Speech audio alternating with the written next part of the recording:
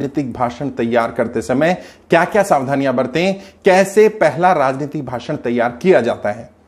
असल में एक साथी ने अभी सवाल पूछा, उसने कहा कि सर मैं मंच पर बोलना चाहता हूं और मैं टीचर हूं, मैं स्पीचेस देता रहता हूं रेगुलरली, क्लास में भी मैं पढ़ा देता हूं, तो 50-60 बच्चों के सामने कोई घबराहट नहीं है, लेकिन आज तक मैंने राजनीतिक भाषण नहीं दिया है।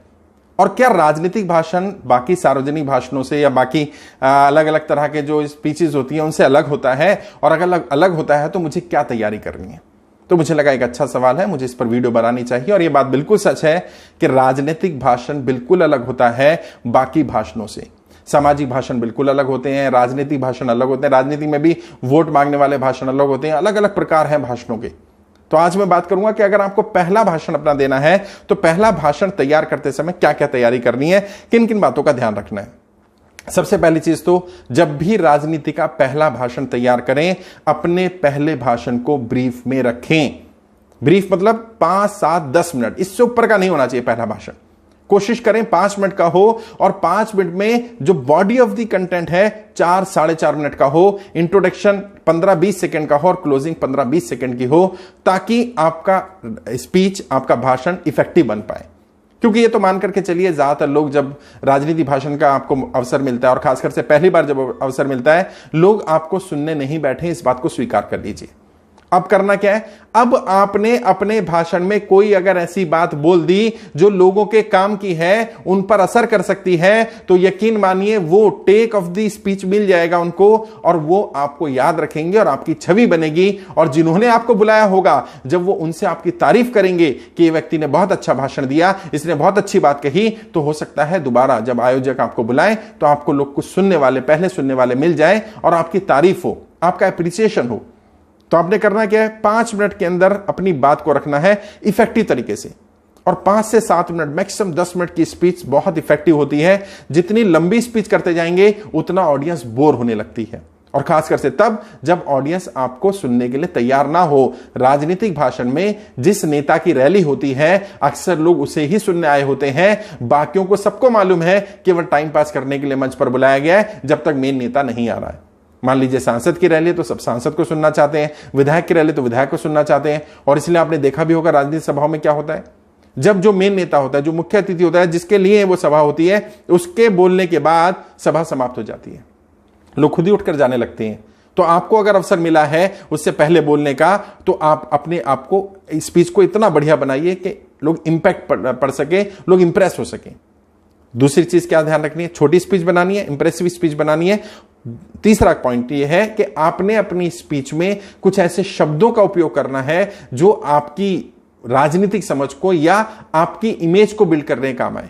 और इसमें भाषा का उतार चढ़ाव बहुत बड़ा रोल प्ले करता है। वॉइस मॉड्यूलेशन, जब आप अपनी बात को वॉइस मॉड्यूलेशन के, भाषा के उतार चढ़ाव के साथ रखते हैं, तब लोगों के ऊपर ज्यादा इंपैक्ट पड़ता है और आपकी एक पहचान बनती है, एक छवि बनती है। लोग आपके शब्दों को, आपकी भाषा शैली को, आपके बात करने के ढंग को याद रख लेते हैं।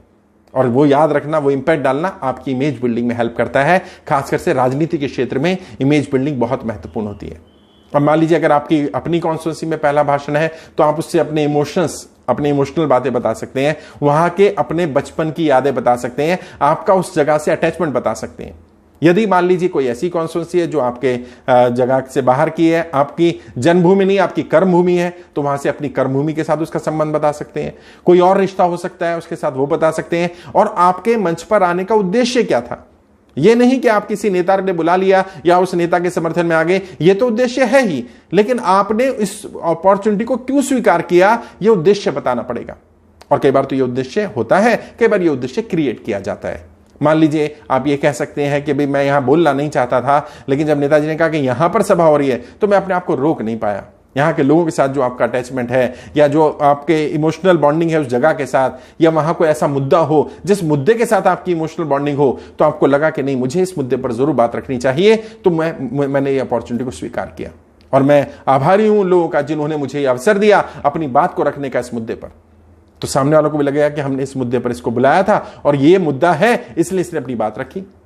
और कोशिश ये करें जब भी राजनीतिक सभाओं में जाएं, खासकर से शुरुआत के दिनों में, कम से कम पहली 100 स्पीचेस तक तो किसी भी पार्टी या किसी विरोधी पर अटैक करने के बजाय अपनी नीतियों के बारे में बताएं, अपने विचारों के बारे में बताएं, अपनी विचारधारा के बारे में बताएं। आप कैसा सोचते हैं, राजनीति के बारे में, क्षेत्र के बारे में, क्षेत्र के विकास के बारे में, क्षेत्र की समस्याओं के बारे में, समस्याओं के समाधान के बारे में आप अपनी छवि एक प्रोडक्टिव लीडर की, एक प्रोग्रेसिव लीडर की बनाएं, ना कि आपकी छवि एक अपोज करने वाले लीडर की, केवल विरोधी की छवि बने।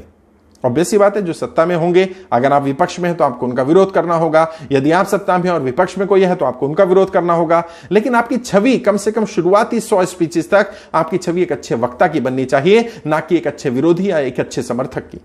और जब मुद्दों के आधार पर, जब विचारधारा के आधार पर आप अपनी बात रखने लगेंगे तो आहिस्ता आहिस्ता उस विचारधारा से, उन मुद्दों से आपका जुड़ाव जनता के साथ होने लगेगा, जनता आपको पहचानने लगेगी। और कोशिश क्या करें, पहली स्पीच जब भी हो रिकॉर्ड जरूर करें उसको, चाहे फोन में रिकॉर्ड करें, कैमरा में हो, कहीं हो रही हो रिकॉर्डिंग नहीं हो रही हो, अपने किसी व्यक्ति को लगाएं, उसको सुने, ताकि आप अगली स्पीच के लिए तैयार कर पाए। और 10, 15, 20 स्पीचेस अगर आपने लगातार रिकॉर्ड करवाई और उनमें देखा कि क्या कमियां रही, क्या खामियां रही, तो उनको इंप्रूव भी किया जा सकता है। ऐसे एक नॉन वर्बल कम्युनिकेशन, पहली स्पीच के समय खासकर से शुरुआत में ही ध्यान रखना होता है नॉन वर्बल कम्युनिकेशन का। एक तो हम जो शब्दों से बोलते हैं, 10% कम्युनिकेशन हमारा शब्दों से हो रहा है, 90% कम्युनिकेशन हमारा बाकी बॉडी से हो रहा है। हमारी बॉडी लैंग्वेज, हमारा आई कांटेक्ट, हमारी हैंड मूवमेंट, हमारी वॉइस मॉड्यूलेशन, हमारा शब्दों का चयन, हमारा भाषा का उतार चढ़ाव, हमने किस तरह के मुहावरे, लोकोक्तियों का इस्तेमाल किया, इन सब चीजों का इंपैक्ट पड़ता है। और कितनी कितनी लो पिच रखा, कहां हाई पिच रखा, इन सब बातों का हमें ध्यान पहली स्पीच में रखना होगा। एक और आखिरी चीज, जो गलती अक्सर लोग करते हैं, क्योंकि पहली स्पीच होती है, लोगों को लगता है कि मैं भूल ना जाऊं, तो नोट्स बना लेते हैं, पॉइंट्स ले जाते हैं, कुछ लिख लेते हैं। मैं आपको रिकमेंड करूंगा पहली स्पीच से ही आदत डालें बिना लिखे बोलने की। क्योंकि शुरुआत में जो चीज बड़ी नॉर्मल लगती है ना, कि हाँ ठीक है लिख के ले जाएंगे, पोडियम पर रख देंगे और देख करके पढ़ देंगे, या भूल जाएंगे तो देख लेंगे। लेकिन अगर आपको एक बार यह आदत पड़ गई कि पर्चा देख करके ही बोलना है, तो यकीन मानिए बिना पर्चे के, बिना देखे आप कभी बोल नहीं पाएंगे। तो खासकर से जो लोग अपना पहला भाषण तैयार कर रहे हैं, राजनीतिक भाषण तैयार कर रहे हैं, उन्हें शुरुआत से ही आदत डालनी है, बिना पर्चा लिए ही भाषण देना है। और अगर आप टीचर हैं, अगर आप लॉयर हैं, जहां प्रैक्टिस करते हैं, जहां पढ़ाते हैं, वहां पर आप पेपर लेकर जाएं, गाइड लेकर जाएं, नोट्स लेकर जाएं, कोई प्रॉब्लम नहीं है। सबको पता है कि टीचर हर चीज याद नहीं रख पाएगा, कुछ चीजें उसे रेफरेंस के पॉइंट ऑफ व्यू से देखनी पड़ सकती हैं, एज इट इज एग्जैक्ट चीजें ढूंढनी पड़ सकती हैं। लेकिन कम से कम जब आप राजनीति में आते हैं तो लोग ये एक्सपेक्ट करते हैं कि आपको सब कुछ पता है, या कम से कम आपको बहुत कुछ पता है और आपको पर्चा या कोई चीज देखने की जरूरत नहीं पड़नी चाहिए। लोग ऐसा मान करके चलते हैं। लेकिन अगर आपको पर्चे की जरूरत पड़ रही है, या आपने शुरू से आदत डाल ली, या आपने सोच लिया कि नहीं एक बार कर लेता हूं, अगली बार छोड़ दूंगा, 2-4 स्पीचेस के बाद मुझे आदत पड़ जाएगी, नहीं, आपको आदत क्या पड़ेगी, आपको पर्चे में देखने की आदत पड़ जाएगी, और फिर बिना पर्चे के आप बोल नहीं पाएंगे।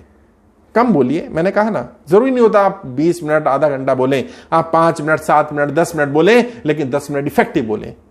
फिर राजनीति भाषण कहां दे रहे हैं वो भी महत्वपूर्ण होता है, क्योंकि विधानसभा में भाषण अलग तरह से दिया जाएगा, सदन में, विधानसभा या लोकसभा हो या निगम पार्षद का जो सदन होता है, वहां भाषण का प्रकार अलग होगा। जब आप पॉलिटिकल रैली में बात कर रहे हैं तो भाषण अलग होगा, लेकिन पॉलिटिकल सभा में बात कर रहे हैं तो भाषण अलग होगा। सभा मतलब 15, 20, 50, 100 लोगों की, और रैली मतलब ज्यादा, 10, 20, 50,000 लोगों की, वहां पर बिल्कुल अलग तरह का होगा। तो अलग अलग स्थिति में अलग तरह का भाषण होगा। लेकिन क्योंकि पहला भाषण है, तो आप ये मान करके चलिए कि पहला भाषण आपको जितनी भी स्पेस मिला है, कम समय में इफेक्टिव स्पीच देनी है आपने, जितना ज्यादा इफेक्टिव होगी उतना ज्यादा अवसर मिलेगी आपको, ये मान लीजिए। तो बजाय लंबा करने के छोटा करिए, उसको इंपैक्टफुल बनाइए, अपने नॉन वर्बल कम्युनिकेशन पे काम करिए, पेपर लेकर के नहीं जाना है, कुछ इंफॉर्मेशन देनी है, अटैचमेंट बतानी है, तो ये 5-6 चीजें अगर ध्यान रखेंगे तो पहला भाषण बहुत इफेक्टिव हो जाएगा, मेरा ऐसा विश्वास है। आज के लिए इतना ही, आगे किसी और विषय पर बात करेंगे। आपके उज्जवल राजनीतिक भविष्य के लिए हार्दिक शुभकामनाएं। जय हिंद, जय भारत।